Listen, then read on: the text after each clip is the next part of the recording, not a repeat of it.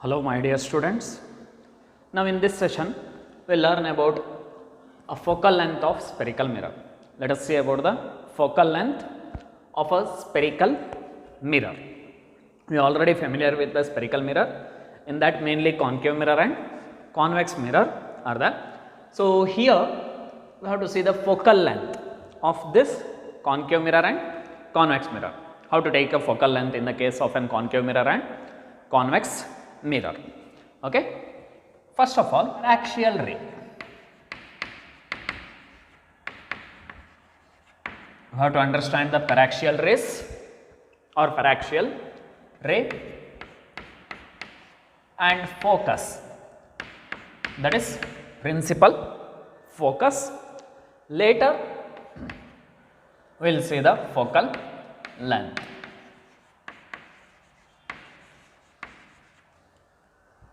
For understanding the focal length of a spherical mirror, we need to understand the focus. What is focus?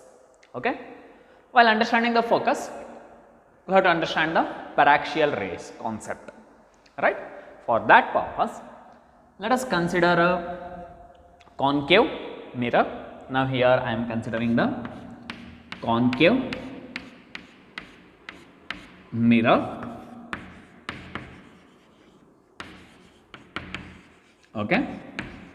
So for this concave mirror, I will take a principal axis, right. Here it is denoted by P. P indicates that pole of the mirror, and here it is a center of curvature. C indicates that a center of curvature, right. This is the initial, this will be the principal axis, that we already know. Principal axis, an imaginary axis or particularly a reference line, reference axis. So the reference line which is passing through the center of curvature and the pole of the mirror. So that is principal axis. Now let us consider an object which is placed at infinity. If an object is at infinity, means the light coming from the object and entering into this concave mirror is obviously a parallel line. So the incident rays are parallel rays. So these incident rays are parallel to the principal axis and also closer to the principal axis. Parallel to the principal axis as well as which is closer to the principal axis.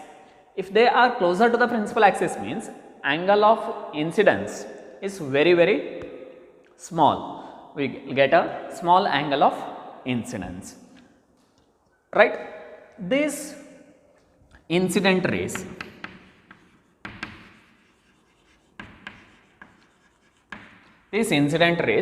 are parallel. So these incident rays are parallel to the principal axis also. For that purpose we will call it as an paraxial rays, paraxial rays or paraxial ray.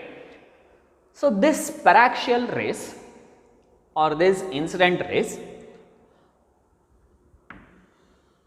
are incident on a concave mirror, particularly that reflecting surface.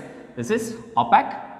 Obviously the reflection takes place, reflection of light takes place. If the reflection of light takes place, means which obey the laws of reflection. So for example, at this point this line is an incident ray. If I join the line between C and this point of incident, maybe here I will take it as an M, the point of incidence. So CM indicates that here a normal.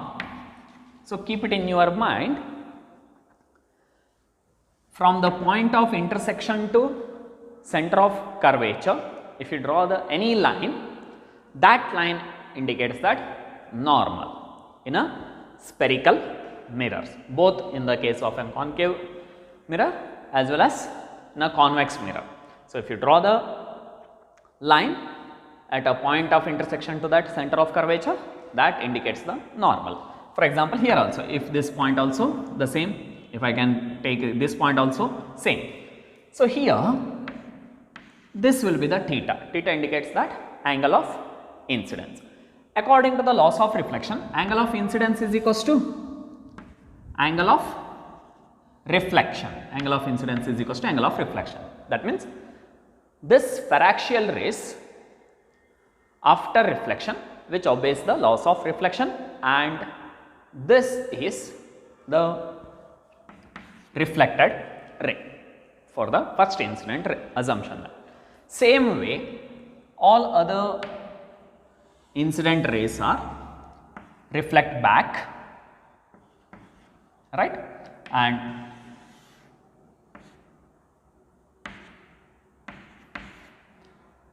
all these rays are obeys the laws of reflection also.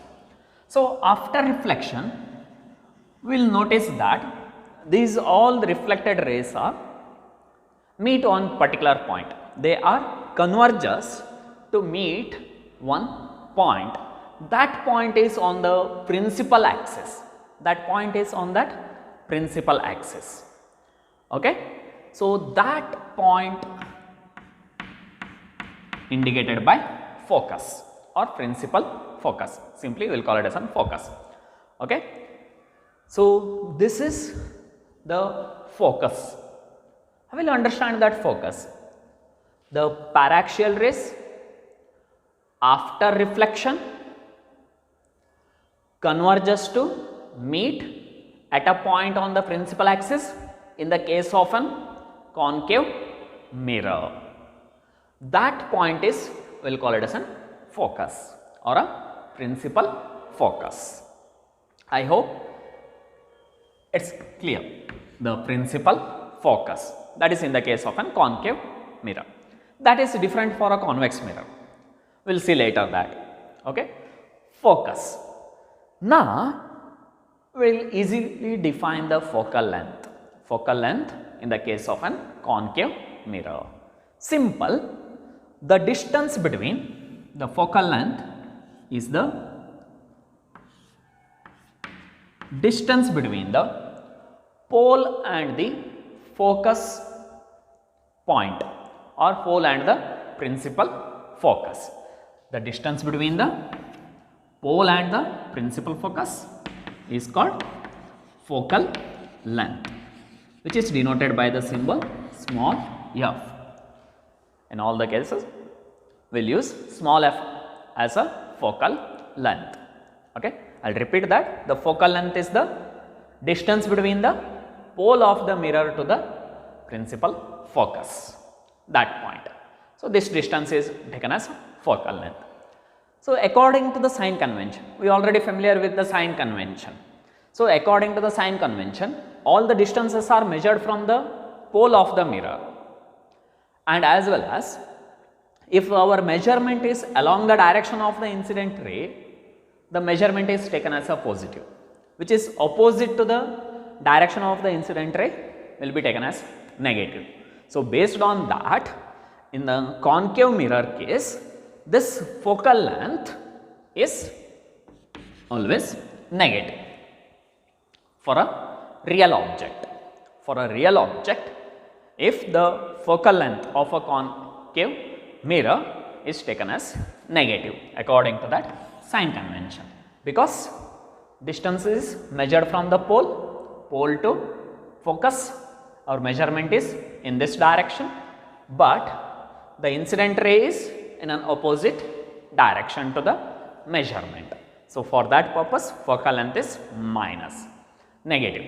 For example, in any numericals, the question will start with like that: a concave mirror, of a focal length 10 centimeter. So, if the question is like that in the sentence, a concave mirror of focal length 10 centimeter. So, you people have to understand that focal length is minus 10 centimeter, because we are applying the sign convention, that is focal length in the case of concave mirror. Here we have to understand another one, that is focal plane. Focal plane. What is this focal plane? We already know plane. Plane we know, just like a book or this board will be a plane, two-dimensional case. Same here, a plane passing through a focus and which is normal to the principal axis. The plane which pass through the focus and normal to the principal axis.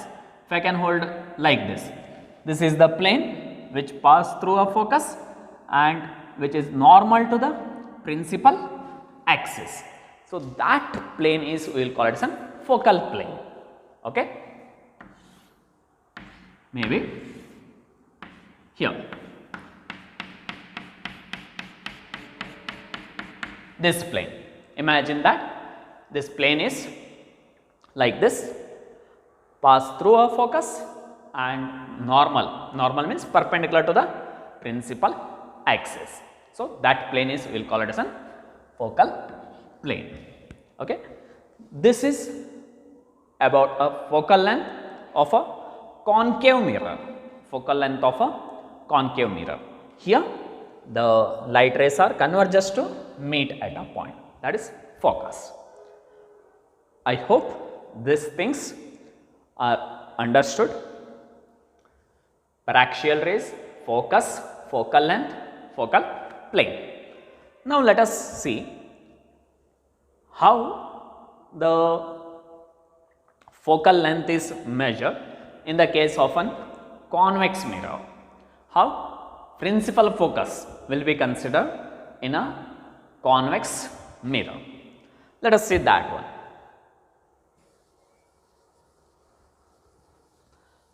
Consider a convex mirror. So, we have to consider a convex mirror, right, and a principal axis, the pole of the mirror, center of curvature. So, obviously this is the principal axis. Now, imagine a paraxial rays. So, we have to consider a paraxial rays, the ray which is parallel to the principal axis. So, here also just which is obeys the laws of reflection, this point of intersection to that center of curvature, if I joined this points means this line indicates that a normal. So, this is the angle of incidence after reflection which obeys the laws of reflection, right. The same way all the rays are reflect back, but you can clearly observe here reflected rays are not converging, they are diverging. They are diverging means they are away, going away from that. Okay. If I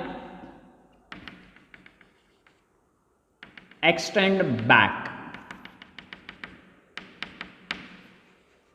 they will appear to meet at a point on the principal axis. So, this point is taken as focus in the case of convex mirror, in the case of an convex mirror. Simple. All the paraxial rays are after reflection, they are diverging, that is appear to meet at a point on the principal axis, not actually meet, they are appear to meet at a point on the principal axis. That point is considered as a focus in the case of convex mirror. Then it is same, the distance between the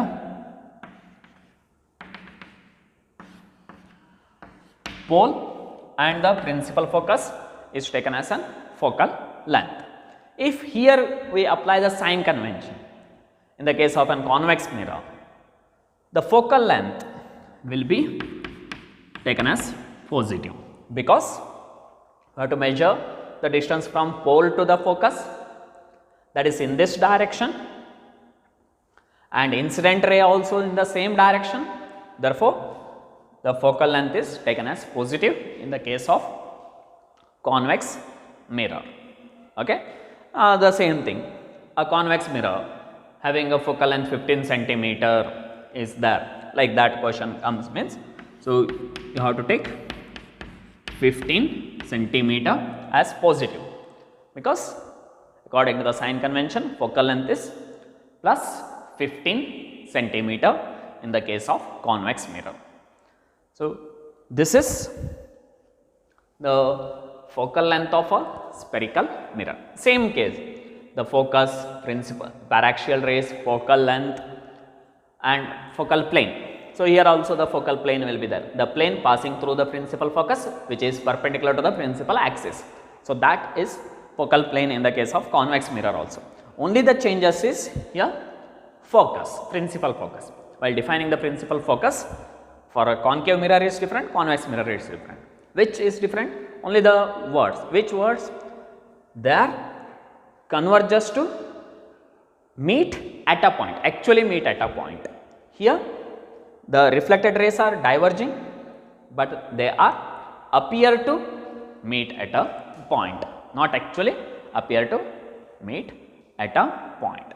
So, this is focal length of spherical mirror.